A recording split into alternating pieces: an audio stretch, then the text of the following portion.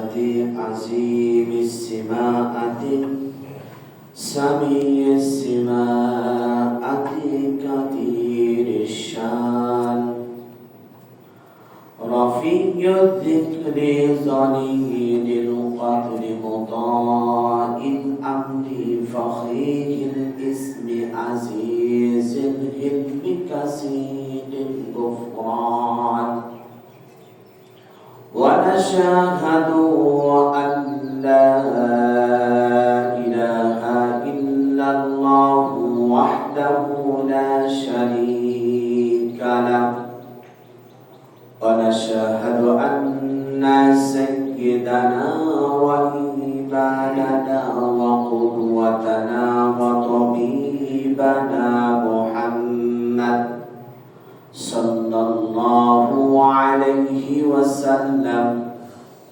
وشر الأمور محدثاتها وشر الأمور أوسطها وكل محدثة بدعة وكل بدعة ضلالة وكل ضلالة في النار وداعيا إلى الله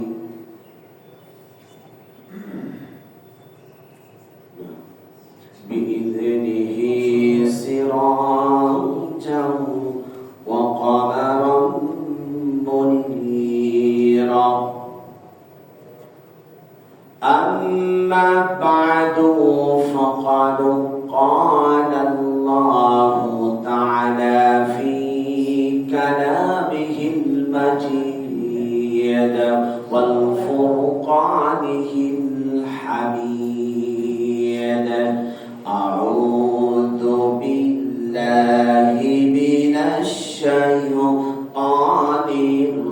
الرجيم بسم الله الرحمن الرحيم وقال الذين كفروا لولا نزل عليه القرآن جملة واحدة كذلك لنثبت به فؤادك ورتلناه ترتيلا ولا يأتونك بمثل إلا جئنك بالحق وأحسن تفسيرا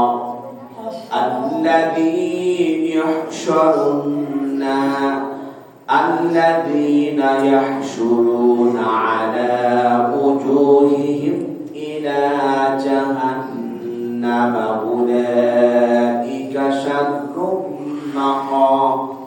مكانا وأضل سبيلا قال الله تعالى في شان حبيبه إن الله وملائكته يصلون على النبي يا أيها الذين آمنوا صلوا عليه وسلموا تسليما সবাই মোহাম্মদের সহিত দরুদ ইব্রাহিম পড়ুন اللهم صل على محمد وعلى آل محمد كما صليت على إبراهيم وعلى آل إبراهيم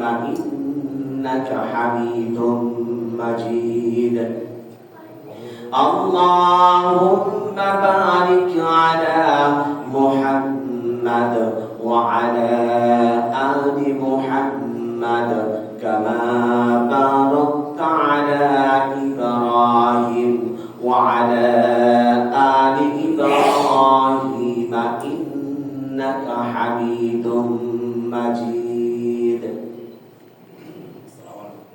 সকল প্রশংসার মালিক আল্লাহ রাব্বুল আলামিন যিনি আমাদেরকে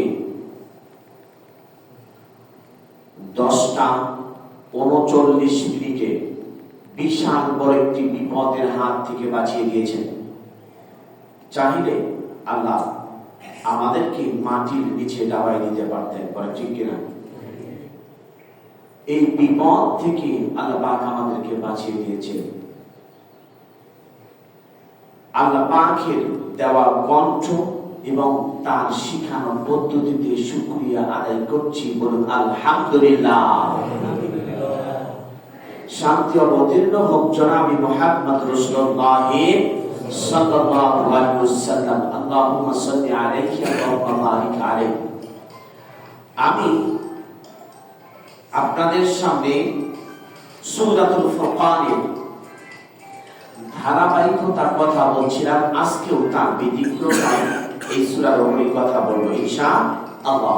ওমা তাওফীকি ইল্লা বিল্লাহ আলাইহি তাওয়াক্কালতু ওয়া ইলাইহি উনীব। রব্বানা লা ইলমা লানা ইল্লা মা 'আল্লামতানা ইন্নাকা আনতাল আলিমুল হাকীম। রব্বি ইশরাহ লি সাদরি ওয়া ইয়াসসির লি আমরি ওয়াহলুল উকদাতাম মিন লিসানি ইয়াফকাহু কওলি। বলুন আমিন। দেখেন, যখন এই ভূমিকম্পটা হয় তখন আমি বুঝাবো একটি জিনিস, বোঝার জন্য আমি উপলব্ধি করছি বলার জন্য। সেটা হলো এই একজনের মুখেও শুনলাম না আল্লাহ আমাদেরকে বিপদ থেকে বাঁচিয়ে দিয়েছে। আমি কিরকম মানুষ? আল্লাহ চাইলে, গতকালকে একটি ভিডিও দেখেছি, টার্কি, তুরস্কে, ইন্দোনেশিয়া, ফিলিপাইন, সোমালিয়া এবং জায়গাগুলিতে যেখানে ভূমিকম্পের জোন বলা হয়, এইগুলিতে আমি দেখলাম শুধু মাটিটা একটা মোচড় দিল, যেমন পানির ঘূর্ণিপাক হয় গোলকের মতো নদী বা সমুদ্রের মধ্যে দেখতে পাই বর্ষার সিজনে, ঠিক তেমনি ভাবে দেখলাম মাটিটা একটু নড়াচড়া দিল, একটু ঘূর্ণিপাকের মধ্যে করে পুরা বিল্ডিং সহ প্রায় একটা এলাকা জুড়ে মাটির নিচে তুলে দিয়েছে। তখন আমি একটা চিৎকার মেরে বলেছিলাম আল্লাহু আকবার। কারণ আল্লাহ পাক চাইলে সব কিছু করতে পারে। এত বড় একটা বিপদ চলে গেল, খালি বলছে বিশাল বড় বিপদ হলো, এই এত বড় ভূমিকম্প আর কখনো দেখিনি, এটা করলে সেটা করলে। আল্লাহর শুকরিয়া আদায় করে আল্লাহ আপনাকে আমাকে বেঁচে রেখেছে, বলি আলহামদুলিল্লাহ। কারণ বিপদের হাত থেকে বাঁচিয়ে দিয়েছে। এই জন্য মুহাম্মদ রাসূলুল্লাহ সাল্লাল্লাহু আলাইহি ওয়াসাল্লাম বলেছেন, তোমরা বেশি বেশি করে সাদকা করবা, সামনে যেগুলি বিপদ আসছে এই বিপদ থেকে তোমাকে আল্লাহ বাঁচিয়ে দিবেন। তোমার প্রতি যদি আল্লাহর গোসা রাগ থাকে, তুমি যদি সাধ্য অনুযায়ী আল্লাহর রাস্তায় সাদকা করতে থাকো, তাহলে আল্লাহ পাক তোমার উপরে গোসাটা নরম করে দিবেন, তিনি গোসা থেকে ফিরে চলে আসবেন। যাই হোক, আপনাদের সামনে আমি সূরাতুল ফুরকান থেকে কথা বলছি না, আজকে সেই সূরা থেকে কথা বলবো ইনশাআল্লাহ। কারণ আপনি আমি কিন্তু মনে করছি যে কোরআন দিয়ে কি হবে কি হবে না, কোরআন দিয়ে আপনারা আমার জীবন কিভাবে সাহাবী کرام রাদিয়াল্লাহু তাআলা আজমাইনরা পরিচালনা করছেন, নবী মুহাম্মদ সাল্লাল্লাহু আলাইহি ওয়াসাল্লাম কিভাবে দেখিয়ে দিয়েছেন, সেগুলি আপনি আমি বাস্তবে দেখিনি, কিন্তু কোরআন এবং হাদিস থেকে আমরা তা পাই, তা বুঝতে পারি, উপলব্ধি করতে পারি। সাহাবীদেরকে দেখিনি, তাবিঈদের দেখিনি। আপনাদের এই উত্তরখানের মাটিতে একজন ওলি আসছেন, শাহ কবির শাহ রাহমাতুল্লাহ আলাইহি, ওনাকেও আমরা অনেকে আসছে দেখিনি। আমার তো মনে হয় না যে আমি দেখছি, আপনারা মনে হয় দেখেছেন, কিন্তু আপনার সন্দেহ। কারণ বাংলাদেশে, ভারতবর্ষে ইসলাম প্রচার হয়েছে ওলিদের মাধ্যম দিয়ে, সরাসরি কোনো সাহাবী আসেনি, নবী আসেননি। তো আপনাদেরকে আমাকে কোরআন এবং হাদিসের উপর ইস্তেকামত থাকতে হবে। বাহিরে পৃথিবীর কারো মত পথ কোনো কিছু মানা যাবে না। আল্লাহর হাবিব জনাবে মুহাম্মদ রাসূলুল্লাহ সাল্লাল্লাহু আলাইহি ওয়াসাল্লাম তার সাহাবীর, অসংখ্য সাহাবীর জান্নাতের টিকিটের কথা বলেছেন।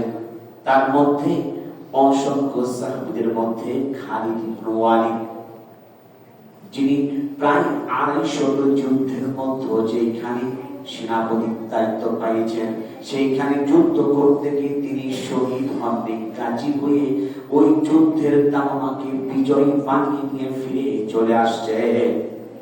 সাহাবীদের মধ্যে কানাঘুষা শুরু হয়ে গেল, একে অপরকে বলতে শুরু করলো, নবীজি শুধু খালিদ ইবনে ওয়ালিদকে পাঠিয়ে দেয়, কিন্তু আমাদেরকে পাঠায় না কেন? আমরা কি পারি না? আমরা কি জানি না যুদ্ধ রণকৌশল? তখন উমর রাদিয়াল্লাহু তাআলা বলছেন, ভাই শোনো, তুমি একটু খামোশ থেকে যাও, তুমি এখন সেনাপতির দায়িত্বটা ছেড়ে দাও, ছেড়ে দেওয়ার পর তুমি সাধারণ একজন কর্মী হয়ে যাও। তখন বলছেন, কেন ভাই? বলছে, কোনো প্রশ্ন করো না, কোনো কথা বলো না, দেখো তুমি ছেড়ে দিয়ে দেখো। তখন সাধারণ মানুষরা বিরাট বড় খুশি হওয়ার পর তখন বলছেন, ঠিক আছে আমি ছেড়ে দিলাম আল্লাহর রাহে। ছেড়ে দেওয়ার পর যখন যুদ্ধের ময়দানে যাবেন, যাওয়ার সময় সকল সাহাবীদেরকে বলছেন, সাহাবীরা রে, তোমরা কি যুদ্ধের জন্য কে প্রস্তুত আছো? প্রস্তুত হয়ে যাও, অমুক যুদ্ধের ময়দানে যেতে হবে, এটা করতে হবে, সেটা করতে হবে, টাকা দিতে হবে, পয়সা দিতে হবে। তখন সকল সাহাবীরা বলছেন, টাকা কেন দিব, পয়সা কেন দিব, না দিলে বা কি সমস্যা? তখন বলছেন, শোনো, তোমরা যাহা করেছো, খালিদ ইবনে ওয়ালিদ নিজে তো টাকা দিয়েছে, নিজে শ্রম দিয়েছে, পয়সা দিয়েছে, যুদ্ধ রণকৌশল সংগ্রহ, যত সরঞ্জাম আছে সব কিছু সংগ্রহ করে খালিদ ইবনে ওয়ালিদ নিয়ে আসছেন। তিনি একবারও বলিলেন কেন দিব, কারণ আল্লাহ পাককে খুশি করার জন্য সব কিছু গ্রহণ করেছে। সুবহানাল্লাহ। দেখেন আল্লাহ পাক বলছেন, ঠিক ওই সময় কাফিররা বলেছিল, তারা তো কোরআন দিয়ে, কোরআন নবী মুহাম্মদ সাল্লাল্লাহু আলাইহি ওয়াসাল্লামের উপর অবতীর্ণ হয়, কিন্তু এই কোরআনটা কেন অবতীর্ণ হয়? একইবার কি সম্পূর্ণ কোরআনটা কি নাজিল করে দিতে পারে নাই? কেন একটি একটি করে আয়াত নাজিল করছেন? কেন দুটো চারটি পাঁচটি করে নাজিল করছেন? কেন ছোট্ট একটি সূরা করে নাজিল করছেন? আল্লাহ পাক এই প্রশ্নের জবাবে তখন বলছেন, وقال الذين كفروا لولا نزل عليه القرآن جملة واحدة كذلك لنثبت به فؤادك ورتلناه ترتيلا। বলুন আল্লাহু আকবার।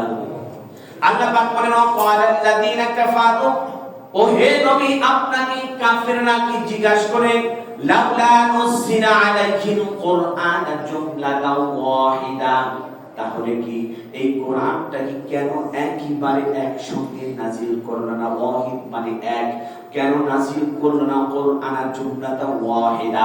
আর কেন একটা একটা করে আয়াত নাজিল করছে? কাযালিকা, তারা মিথ্যারোপ করলো যে এটা মনে হয় মুহাম্মদ সাল্লাল্লাহু আলাইহি ওয়াসাল্লামের কোনো বানানো একটি কিতাব, কোনো বানানো একটি বই, তার মতো কোন কবিতার, কোন সাহিত্যিকের কাছ থেকে ধার করে নেওয়া। লিনুসাব্বিতা বিহি ফি ফুআদাকা ওয়া রাত্তালনাহু তারতিলা।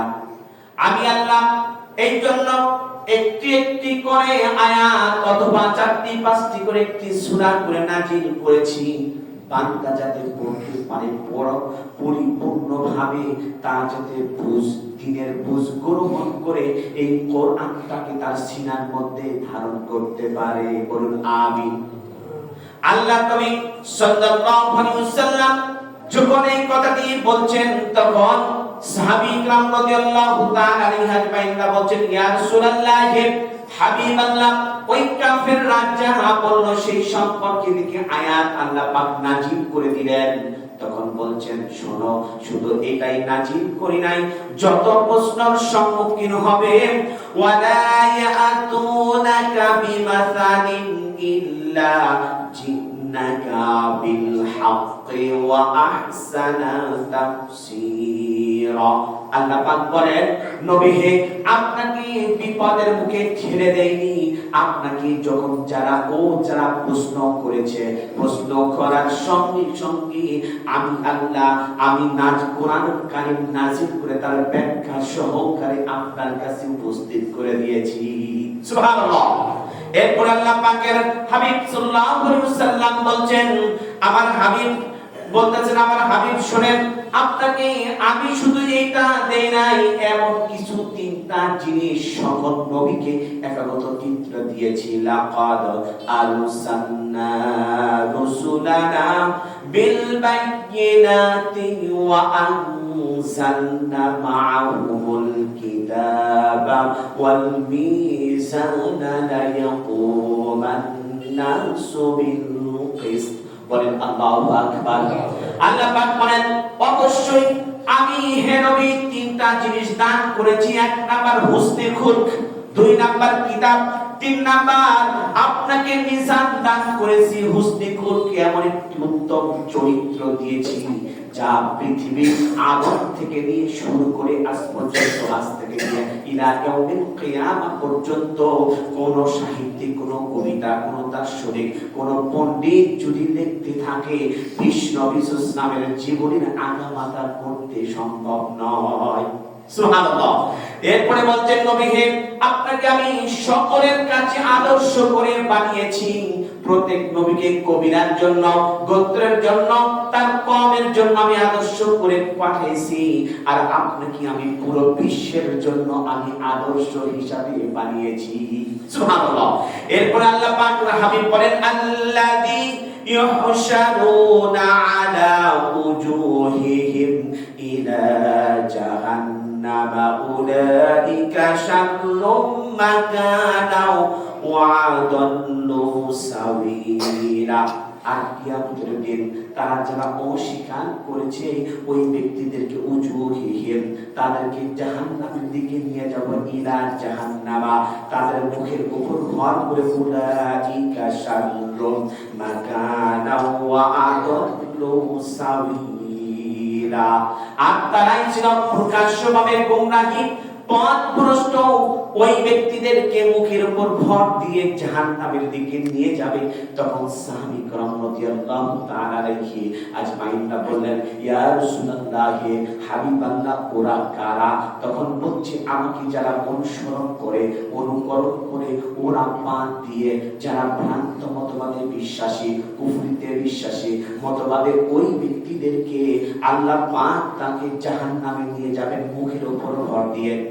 সাহাবী کرام রাদিয়াল্লাহু তাআলা আলাইহি আজমাইনরা অসংখ্য পৃথিবীতে জান্নাতের টিকিট পেয়েছেন।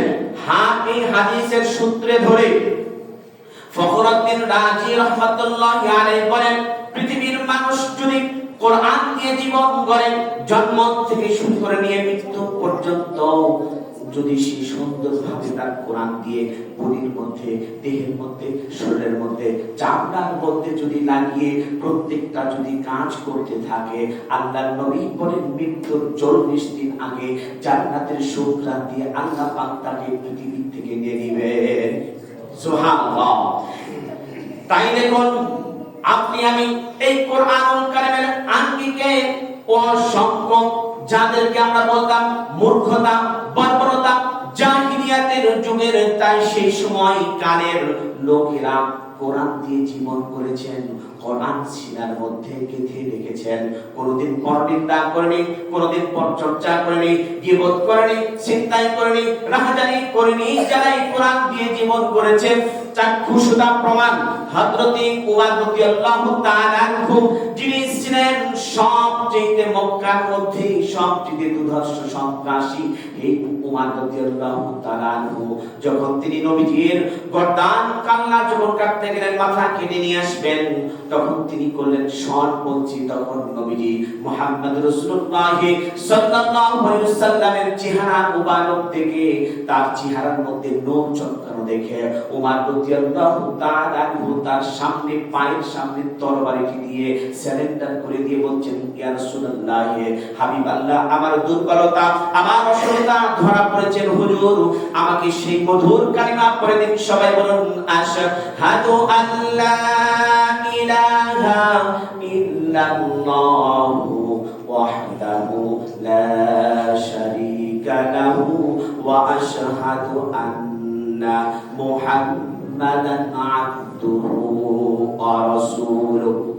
এই উমর রাদিয়াল্লাহু তাআলা যখন তিনি খলিফাতুল মুসলিমিন হলেন, তার সিদ্ধান্তের উপর আল্লাহ পাক অসংখ্য কোরআনুল কারীমের আয়াত নাযিল করে দিয়েছেন। জোরে বলুন আল্লাহু আকবার। এমন একজন সাহাবী যার রায় সাইবতুর রায়, তিনি বলেছিলেন বাইনাল ফারকি ওয়াল কুফরি ওয়াল হাক্কি ওয়াল বাতিল, তিনি সত্য মিথ্যা পার্থক্য করার মতো তার ক্ষমতা আল্লাহ পাক দিয়েছিলেন। এই উমর রাদিয়াল্লাহু তাআলা যখন খলিফাতুল মুসলিমিন, দেখেন কেমন, টাকা হইলে খলিফা হওয়া যায় না, পয়সা হইলে খলিফা হওয়া যায় না, যোগ্যতা থাকলে খলিফা হওয়া যায় না। শুধু আপনি আমি মনে করি টাকা আছে খলিফা হয়ে যাব, নেতা হয়ে যাব, এমপি হয়ে যাব, মন্ত্রী হব, মিনিস্টার হব, অসম্ভব। এটা কোরআন তা করেনি।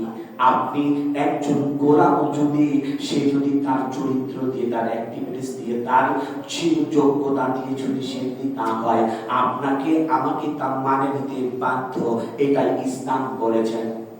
হাবশী গোলাম ছিলেন, যখন সেনাপতির দায়িত্ব পেলেন, যুদ্ধের ময়দানে যাবেন, কালো হাবশী গোলাম নিগ্রো, যাকে চোখে দেখা যায় না, শুধু হাসি দিলে দাঁতটা শুধু বোঝা যায়। ওই ব্যক্তি যখন খলিফা, যখন তিনি সেনাপতির দায়িত্ব পাইলেন, পাওয়ার পর সকলেই সাহাবীদের মধ্যে গুঞ্জন শুরু হয়ে গেল। তখন বলছেন, শোনো, কোন যদি গোলাম যদি আল্লাহ পাক তাকে যদি মনোনীত করেন আর তাকে যদি কবুল করেন, আপনাকে আমাকে নির্দ্বিধায় মেনে নিতে হবে। সাহাবীরা, এটা সম্পূর্ণ ফয়সালা হয় আল্লাহর পক্ষ থেকে। সবাই বলুন, কার পক্ষ থেকে ফয়সালা হয়? এই আল্লাহ পাক বলছেন, শোনো, আমি একজন সাহাবীকে মনোনীত করেছি, টাকা আছে, পয়সা আছে, অর্থ আছে, কুড়ি আছে, আপনার আমার সম্মান ইজ্জত সব কিছু আছে। আমি কবিরার একজন নেতা, আমি গোত্রের একজন নেতা, আমি সমাজপতি, আমি দলপতি, আমার টাকা আছে, পয়সা আছে, কিন্তু আমার পাশের বাসার লোক খাইলো কি না খাইলো, সে খেয়ে আছে না না খেয়ে আছে, দুঃখী আছে না যন্ত্রণায় আছে, না মানসিক টর্চারিং এ আছে, সে না কোন দিকে কোন সমস্যায় আছে, আপনি আমি খোঁজ দিলাম না। বিশ্বনবী সাল্লাল্লাহু আলাইহি ওয়াসাল্লাম বলেন, সে যত তাহাজ্জুদ করুক, যত কোরআন তেলাওয়াত করুক, হজ করুক, যাকাত দেয়, সে জান্নাত যেতে পারবে। হুকুম কার? মুহাম্মাদুর। কারণটা হলো, দেখেন আল্লাহর নবী সাল্লাল্লাহু আলাইহি ওয়াসাল্লাম মক্কা নগরীতে তিনি যখন রান্না করতেছিলেন, আপনি আমি কিন্তু বিবির সঙ্গে রান্নার জন্য সহযোগিতা করি না, আল্লাহর নবী সহযোগিতা করেছিলেন। এটা হলো সুন্নাহ। যদি বলেন কি, বিবির সঙ্গে কাজের সহযোগিতা করা কি সুন্নাহ, নবীদের সুন্নাহ। আল্লাহর নবী সাল্লাল্লাহু আলাইহি ওয়াসাল্লাম যখন তিনি তরকারি রান্নেন, কারি রান্না করার পর বলেন তো, যত শুটকি মাছ খেয়েছি সবচেয়ে কোন শুটকির ঘ্রাণ বেশি? বলেন তো। এইখানে যদি আমার বাসায় যদি রান্না হয়, অন্য বাসায় ছড়িয়ে পড়বে তার ঘ্রাণ। চেপা শুটকি। আল্লাহর নবী সাল্লাল্লাহু আলাইহি ওয়াসাল্লাম শুধু আজ না, খাবার যা আছে সেই যুগ থেকেই আছে, কিন্তু আমরা নাম পরিবর্তন করে করে খাচ্ছি। ওয়া উতুবিহি মুতাশাবিহা, উহার মতই তুমি খাবে। তোমাকে এমন কিছু ফল নিয়ে এসে দিবে না, তুমি যা ভয় পেয়ে যাবে। দেখেন আল্লাহ কি বলছেন, এক একটি আয়াতের মধ্যে লক্ষ লক্ষ তথ্য আছে যা আমি বুঝি না, যা আমি জানি না। আল্লাহর নবী সাল্লাল্লাহু আলাইহি ওয়াসাল্লাম তরকারি রান্না করলেন, রান্না করার পর উনি তখন বের হবেন, তখন কিচেন থেকে, অর্থাৎ কিচেন শব্দটা আমরা বলি সহজ ভাবের জন্য, রান্নাঘর থেকে যখন বের হয়ে চলে আসলেন, আল্লাহর নবী সাল্লাল্লাহু আলাইহি ওয়াসাল্লাম তখন পিছন থেকে আব্দুল্লাহ বিন মুহাম্মদ, আব্দুল্লাহ বিন মুহাম্মদ, মুহাম্মদ বিন আব্দুল্লাহ, কই তুমি এদিকে আসো। তখন বলছেন, মুহাম্মদ তুমি কি রান্না করেছো আমাকে একটু বলো। তখন বলছেন, আল্লাহর বান্দারে, আমার বাসায় শুটকি রান্না করা হয়েছে। তখন বলছেন, এটা হলো হুকমের নবী মুহাম্মদ রাসূলুল্লাহ সাল্লাল্লাহু আলাইহি ওয়াসাল্লাম খিলাফাতুল বুলদান আর রাইহুল মাকতুমের কিতাবের মধ্যে আল্লাহর নবী সাল্লাল্লাহু আলাইহি ওয়াসাল্লাম যত সিরাত গ্রন্থ আছে, আবার ইবনে কাসির রাহমাতুল্লাহ আলাইহি একটি কিতাব লিখছেন, বিদায়া ওয়ান নিহায়া, এটা ছিলেন আরবি, চারটি ভাষাতে সংকলিত হয়েছেন। ইবনে কাসির রাহমাতুল্লাহ আলাইহি বলেন, ইমাম তাইমিয়া বলেন, আল্লাহর নবী সাল্লাল্লাহু আলাইহি ওয়াসাল্লাম যখন বলছেন তুমি দাঁড়াও আমার ঘরে বসো, বসতে দিলেন। বসতে দেওয়ার পর তার জন্য কিছু খাবার আর ওই তরকারি নিয়ে আসলেন, তাকে খেতে দিলেন। তিনি খাবারটা খাইলেন। খাবার পর তখন বলছেন আমি আল্লাহর নবী সাল্লাল্লাহু, তিনি এখনো মুহাম্মদ বলতেন না। পরে খাবার খাওয়ার পর বলছেন আল্লাহর নবী, আপনার মধ্যে যাহা আমি পাচ্ছি সম্পূর্ণটাই আল্লাহর নবীর সিমটম। সুবহানাল্লাহ। তখন বলছেন এটা তুমি খাও, বিসমিল্লাহ বলো, বিসমিল্লাহ বলে খাও। খাইলেন, খাবার শেষ, একদম পেট ভর্তি করে খাইছেন। বলছেন দেখো আমি তোমাকে তেমন তো সমাদর করতে পারি নাই, তবে আমার একটা কথা রাখতে হবে। এই কথাটি কি, এই যে বাটির মধ্যে একটু তরকারি দিয়েছি, এই তরকারিটা তোমার বিবির জন্য নিয়ে যাও, এটা নিয়ে তুমি খাবে, তোমার বিবিকেও দিবে, তুমি তো এখানে খেয়েছো, তোমার সন্তানও খেতে পারবে, তোমার বিবিও খেতে পারবে। তখন বলছেন ওয়াল্লাহি, সেই আল্লাহর কসম করে বলছি, এক আঙ্গুল বেদুইন সাহাবী মুশরিক বেদুইন সাহাবী আকাশের দিকে এক আঙ্গুল উঠে বলছে ওয়াল্লাহি, আল্লাহর কসম করে বলছি, যে আল্লাহ পাক তোমাকে পৃথিবীতে পাঠিয়েছেন তুমি নবী হওয়ার যোগ্য, সুতরাং তুমি একজন নবী হওয়ার যোগ্যতা রাখো, তুমি নবী। আর আমি বলছি, আমি ব্যক্তিগত সূত্রে আমার কণ্ঠ থেকে বের হয়ে আসছেন, সবাই বলুন আশহাদু আল্লা ইলাহা ইল্লাল্লাহু ওয়াহদাহু লা শারীকা লাহু ওয়া আশহাদু আন্না মুহাম্মাদান আবদুহু ওয়া রাসূলুহু। আমিন। আল্লাহ পাক দেখেন কেমন এই কোরআন দিয়ে জীবন গড়লে আপনার আমার কি হবে, জীবনটাই চেঞ্জ হয়ে যাবে। আপনি আমি মনে করি রমজান মাসে কোরআন পড়বো, এটাই শেষ। বাবা মারা গেছে কয়েকদিন কোরআন পড়বো, এটা শেষ। এরপরে শুক্রবার দিন সূরা কাহাফটা পড়বো, এরপরে শেষ। না ভাই, এটার জন্য নয়। বুঝে এটা কোরআনটা পড়ে, বুঝে পড়লেও নাকি, না বুঝে পড়লেও নাকি দিবেন তিনি কে? আল্লাহ পাক বলছেন আমার কিতাব পড়ো, আমি তোমাকে দেখিয়ে দেব। এখন যদি আমি পড়ি একটা অক্ষর পড়লে 10 নেকি, মাহে রমাদান মাসে পড়লে 70 টা নেকি। সুবহানাল্লাহ। দেখেন ওমর রাদিয়াল্লাহু তাআলা ঠিক তেমনি ভাবে ঘুরতে বের হয়েছেন, আমিরুল মুমিনিন খলিফাতুল মুসলিমিন। ঘুরতে ঘুরতে দেখে পাহাড়িয়ার গিরির পথের মধ্যে, মরুদ্যানের মধ্যে জীর্ণ শীর্ণ কুটির থেকে চিকন কণ্ঠে মহিলা কণ্ঠে এত সুন্দর করে গান ভেসে আসছেন, আও শাও চিন্তা হুবুল হায়াতি। এমনি করে যখন আরবি ভাষায় গানটা ভেসে আসছে, চিকন কণ্ঠ, চাঁদ আছে আসমানের মধ্যে, তারকা খচিত করা সুন্দর একটা মনোরম পরিবেশে ওমর রাদিয়াল্লাহু তাআলা চিন্তা করছেন, অবশ্যই আমার মন বলছে এটার মধ্যে ওই মহিলার গানের উপর মনে কোন যুবক পুরুষ মাথা রেখে গান গাইতেছে। মহিলাটি তা না করে এত সুন্দর যৌবন মানবমূলক কেন গান বলে? দেখেন ওমর রাদিয়াল্লাহু তাআলা হুলু হুমানো, যদি একবার তরবারি কারো উপরে উঠাইছেন, গর্দানে মারলে তার দেহ থেকে গর্দান একেবারে পড়ে গেছে, বলে আল্লাহু আকবার। ক্ষমতা দিয়েছেন কে? উমানের বাহুতে ক্ষমতা দিয়েছিলেন কে? সেই আল্লাহর নাম সবাই আবেগ তাড়িত হৃদয়ে বলছেন আল্লাহু আকবার। সেই আল্লাহ পাকের হাবিব মুহাম্মদ রাসূলুল্লাহ সাল্লাল্লাহু আলাইহি ওয়াসাল্লাম বলেন উমারের সিদ্ধান্তে অসংখ্য জি আল্লাহ পাক কোরআন কারীমে আয়াত নাযিল করে দিয়েছেন।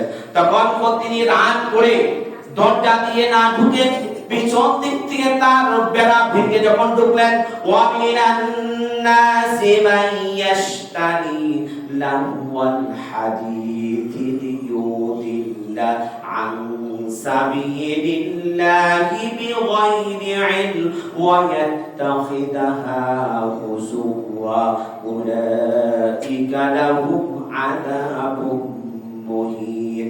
31 নম্বর সূরা সূরাতুল লুকমান 21 নম্বর পারা 10 নম্বর পৃষ্ঠা 6 নম্বর আয়াত আল্লাহ পাক বলেন, তখন মহিলা বলছেন কেন আমার ঘরের বেড়া ভেঙে ঢুকলেন? দেখেন কেমন একজন বিশৃঙ্খল মহিলা, আবার কেমন একজন নেতা, আমিরুল মুমিনিন খলিফাতুল মুসলিমিন ওমর। তখন বলছেন যে আমি তো তুমি কেন গান করলে, এখানে পুরুষ কোথায়? সব চিপা চাপা যখন খুঁজছেন, খাটের নিচেও খুঁজতেছেন, ঘরের কোনা সব কাপড় খোঁজার পর বলছেন তাহলে এত সুন্দর গান করলে কেন? গান তো হারাম, আল্লাহ পাকের হাবিব বলেছেন হারাম, আল্লাহও বলেছেন হারাম, তাহলে সুতরাং এর বৈধতা কিছুই নেই।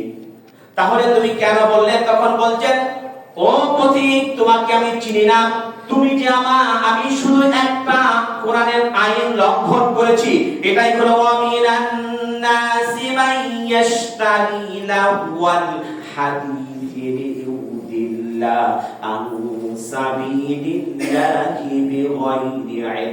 আমি তো শুধু একটা আয়াতের হুকুম লঙ্ঘন করেছি, একটা শরীয়তের হুকুম লঙ্ঘন করেছি, আর আপনি যে আমার পিছন দিক দিয়ে ঘর ভেঙে 3টি হুকুম লঙ্ঘন করেছেন। বলে আল্লাহ পাক উমার পরিচয় নেই, মহিলাও উমরের পরিচয় জানে না, ভেঙে ঢুকেছেন, ঢোকার পর এখন বলছেন ও প্রতীক, তুমি কি জানো আমাদের খলিফা কেমন? এই আরব ভূখণ্ডের মধ্যে অর্ধ পৃথিবী যিনি শাসন করেন তিনি হইতেছেন খলিফাতুল মুসলিমিন উমার। তাহলে তুমি কেন তাকে চিনো? আমি তার কাছে সকালবেলায় মামলা দিয়ে দিব। দেখেন কেমন মহিলা, আর কোন ব্যক্তির নামে মামলা দিতে চায়। তখন উমার রাদিয়াল্লাহু তাআলা খমোশ হয়ে গেলেন। তখন বলছেন শোনো, ওয়ায়াত্তাখিদাহা হুজুওয়া উলাইকা লাহুম আযাবুম মুহিন। আর তুমি যেটা বলছো এটার জন্য শাস্তি তোমাকে ভোগ করতে হবে। তখন বলছেন হ্যাঁ ভোগ করব। তাহলে শুনেন, আমি যে আপনি যে আমার ঘরের মধ্যে ঢুকলেন এর জন্য ইসলাম, কোরআন, শরিয়া হুকুম আছেন আল্লাহর নবী জনাবি মুহাম্মদ রাসূলুল্লাহ সাল্লাল্লাহু আলাইহি ওয়াসাল্লাম তিনি বলেন ওয়ালাইসাল বিররু বিআন তাআতুল বুয়ুতা মিন যুহুরিহা ওয়ালাকিন্নাল বিররা মানি তাকাও ওয়াতুল বুয়ুতা মিন আবওয়াবিহা ওয়াত্তাকুল্লাহা লাআল্লাকুম তুফলিহুন। 2 নাম্বার সূরা সূরাতুল বাকারা 2 নাম্বার পারা 8 নাম্বার পৃষ্ঠা 4 নাম্বার লাইনে 189 নাম্বার আয়াতে আল্লাহ পাক বলেন ও হে ঈমানদাররা, যারা ঈমান আনয়ন করেছো, কোন বাসায় যদি ঢোকো তাহলে দরজা দিয়ে ঢুকতে হবে, গেট দিয়ে ঢুকতে হবে, পেছন দিক দিয়ে না। পেছনের তোমার শতটা যদি দরজা থাকে তে কোনো সমস্যা নাই, তোমাকে ঢুকতে হবে সামনের দরজা দিয়ে। আর যত বড় অপরাধ করুক না কেন, অপরাধী হলেও তোমাকে সামন দিয়ে ঢুকতে হবে। আইন কার? আল্লাহ। সবাই বলেন আইন কার? কারণ হলো বিজ্ঞান সম্মত। আপনি আমি যখন কারো বাসায় চলে যাব, যাওয়ার পর আপনার আমার মন করা মতো ঢুকতে পারি না, কারণ এটা আল্লাহ পাকের হাবিবের মাধ্যম দিয়ে আমাদেরকে শিক্ষা দিয়েছেন তুমি ঢুকো না, কারণ এইখানে ঢুকলে ওই ঘরের মধ্যে যারা আছে তারা কোন অবস্থায় আছে তুমি কখনোই জানো না। এই জন্য ওয়ালাকিন্নাল বিররা মানি তাকা, তুমি কি তাকওয়াবান একজন পুরুষ। তখন ওয়াতুল বুয়ুতা মিন আবওয়াবিহা, পথিকরে তুমি যে আমার পিছন দরজা দিয়ে দরজা আমার যে বেড়া ভেঙে ঢুকলে, আমার তো সামনের দরজা যেমন তাকুল্লাহা লাআল্লাকুম তুফলিহুন। বলুন আল্লাহু আকবার। আল্লাহ পাকের হাবিব জনাব মুহাম্মদ রাসূলুল্লাহ সাল্লাল্লাহু আলাইহি ওয়াসাল্লামের দ্বিতীয় খলিফা, দেখেন এও কোরআনওয়ালা আর একজন মহিলা কোরআনওয়ালা। আমিন। আল্লাহ পাক আমাদেরকে এমন সমাজ করার জন্য, এমন প্রত্যেকটা ফ্যামিলিতে যাতে কোরআন তিলাওয়াত কান্দিওয়ালা থাকে, বলুন আমিন, বলুন আমিন। আল্লাহ পাক আমাদেরকে কোরআনের সাথে, হাদিসের সাথে, সুন্নাহর সাথে আমার সকলের দিলকে জড়িয়ে দিন, বলুন আমিন। দেখেন এরপরে বলছেন দ্বিতীয়ত আইন কি। তখন উমর রাদিয়াল্লাহু তাআলা আনহু নতজানু হয়ে তিনি বলছেন মানে ও কলিজার টুকরা মা, তুমি বলো এই কোরআনের আইনটা কি। দ্বিতীয় নাম্বার যে আমি আইনটা লঙ্ঘন করছি, ইয়া আইয়ুহাল্লাযীনা আমানু লা তাদখুলু বুয়ুতান গায়রা বুয়ুতিকুম হাত্তা তাস্তানিসু ওয়া তুসাল্লিমু আলা আহলিহা যালিকুম খায়রুল লাকুম লাআল্লাকুম তাযাক্কারুন। রাসূল আমার আলোর আশা, রাসূল আমার ভালোবাসা, রাসূল আমার প্রেম বিরহের মূল আলোচনা, রাসূল আমার কাজে কর্মে অনুপ্রেরণা। বলুন আমিন। হে ঈমানদাররা, এই আয়াতটি আছে 24 নম্বর সূরা, সূরাতুন নূর, 18 নম্বর পারা, 12 নম্বর পৃষ্ঠাে 1 নম্বর লাইনের 27 নম্বর আয়াতে আল্লাহ পাক বলেন, ও হে ঈমানদাররা, তোমরা যারা ঈমান এনেছো, লা তাদখুলু বুয়ুতান গায়রা বুয়ুতিকুম হাত্তা, ততক্ষণ পর্যন্ত কারো ঘরের মধ্যে ঢুকতে পারবে না, তাসাল্লিমু ওয়া তুসাল্লিমু আলা আহলিহা, সালাম দিবা, সালামের জবাব আসবে, তুমি ঘরের মধ্যে প্রবেশ করবা, সালাম দিবা, সালামের জবাব আসবে না এবং টান করে তোমাকে ফেরত চলে আসবে। হুকুম কার? সবাই বলুন হুকুম কার? দেখেন এরপরে বলছেন, যালিকুম খায়রুল লাকুম লাআল্লাকুম তাযাক্কারুন, আর এটার মধ্যে তোমার কল্যাণ করা আছে। কারণটা হলো আপনি আমি জানতে পারি, বুঝতে পারি। আমার বাসায় বা আপনাদের বাসায় আমি গেলাম, যাওয়ার পর আমি সালাম দেইনি, যখন ঘরের মধ্যে ঢুকে পড়েছি, আর কে কোন অবস্থাতে আছে আপনি আমি তো জানি না।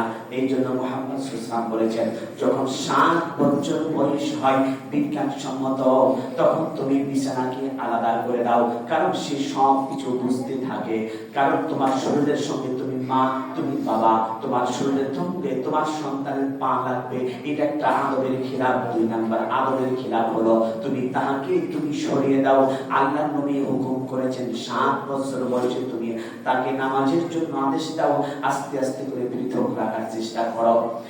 এরপরে হলো 3 নাম্বার হলো, তুমি যখন ঢুকবা, যেই ব্যক্তি থাকুক না কেন, ওইখানে সালাম দিয়ে, তোমার যদি বাবা মা থাকে আর তুমি সালাম দিয়ে প্রবেশ করো, সালামের যদি জবাব না আসে তাহলে ঢোকা যাবে। আপনি ঢুকি নাকি? ঢুকি না? আর কথা বলেন না কেন ঢুকি না? তাহলে কি এই আয়াতের আঙ্গিকে আয়াতকে আমরা খিলাফ করেছি, হুকুমকে খিলাফ করেছি। ইসলামিক শরিয়া আপনাকে, আল্লাহ নবী সাল্লাল্লাহু আলাইহি ওয়াসাল্লাম বিজ্ঞানী ছিলেন, আর যদি বলে এটা বর্ণনা ভাইরাল করে দিবেন হুজুর আল্লাহ নবীকে বিজ্ঞানী বানাইছেন। আল্লাহ নবীর থিওরি তিনি কোনো বিজ্ঞান আকারে পড়েননি। এখন পর্যন্ত 1450 বছর আগে যে থিওরিগুলি বলেছেন, এখন পর্যন্ত ওই থিওরিগুলি বিজ্ঞান নিছেন।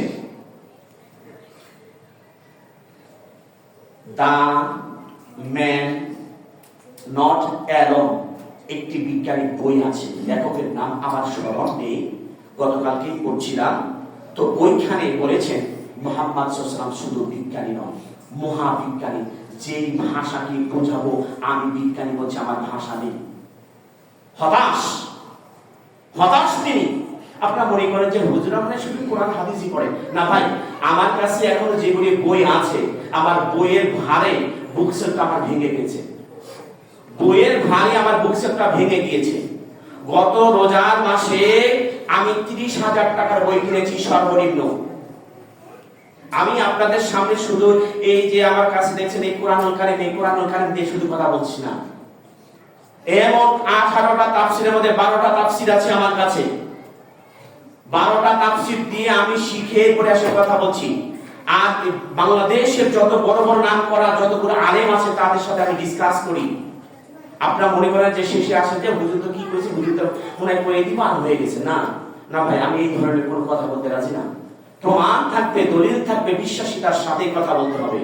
নিজে থেকে স্টাডি করে কথা বলতে হবে, স্টাডি ছাড়া কেউ কোনো কথা বলতে পারে না। তো দেখুন, আমি যে কথাটা বুঝাইতে চাচ্ছি সেটা হলো এই, হুকুম ছাড়া, অনুমতি ছাড়া বাবার ঘরেও প্রবেশ করতে নিষেধ করেছেন মুহাম্মদ রাসূলুল্লাহ। আপনার আমার মালিক কে? তিনি নিষেধ করেছেন। সূরাতুন নূর 27 নম্বর আয়াত। বাসায় কে মিলান, কোরআন তাফসীর মিলান, আমি দেখে দেব ইনশাআল্লাহ। এরপরে বুখারী মুসলিমের হাদিস যায়েদ ইবনে হারিস রাদিয়াল্লাহু তাআলা আনহু যখন তার ঘরের সামনে গিয়ে নবীজি হুজরাত খানার মধ্যে তীরটি যখন করঘাত করলেন, দরজা খুলল না। না খোলার কারণে পরেক্ষণে যখন কিছুক্ষণ পর যখন হুজরাত খানার মধ্যে দরজা খুলে দিয়ে আয়েশা রাদিয়াল্লাহু তাআলা আনহার মাথা রানের উপর মাথা রেখে নবীজি যখন হাদিস বলতেছিলেন, তখন বলছেন, ইয়া রাসূলুল্লাহ, হাবিবাল্লাহ, আপনি তো আমার পালিত পিতা আর আয়েশা তো হতেছেন আমার পালিত মা, তাহলে মা বাবার ঘরে তো ঢোকা তো জায়েজ আছে, তাহলে আপনি কেন দরজাটা খুললেন না? তখন বলছেন, তুমি হুশ করে ঢুকবে, কোনো অনুমতি ছাড়াই ঢুকবে। এটা হলো একটা হলো আদবের খিলাফ, এটা হলো মূর্খতা, বর্বরতা, অজ্ঞতা প্রমাণ করে। এই জন্য তো কনি বলে ঠিক দেয় যাতে মানুষ বোঝে, ঠিক কি না? এরপরে বলছেন, দ্বিতীয়ত, তুমি যে শুধু ঢুকলে করঘাত করলে সালাম দিলে না, এটা হলো অহংকারী ভাষা। আল্লাহর নবী সাল্লাল্লাহু করেন, তুমি যদি সালাম দাও তুমি অহংকার মুক্ত হয়ে গেলে, আর যিনি সালাম দিল না উত্তর, ওই ব্যক্তি অহংকার যুক্ত থাকলো। অহংকার থাকলে যেমন ভাবে শয়তানকে আল্লাহ ধ্বংস করে দিয়েছেন, ওই মানুষটাকে যত বড় টাকা বলা হোক না কেন, যত ক্ষমতাশালী ইজ্জত করা হোক না কেন, ওই ব্যক্তিকে শয়তানের মতো ধ্বংস করে দিবে। আল্লাহ পাক আমাদেরকে হেফাজত করুন, আমিন।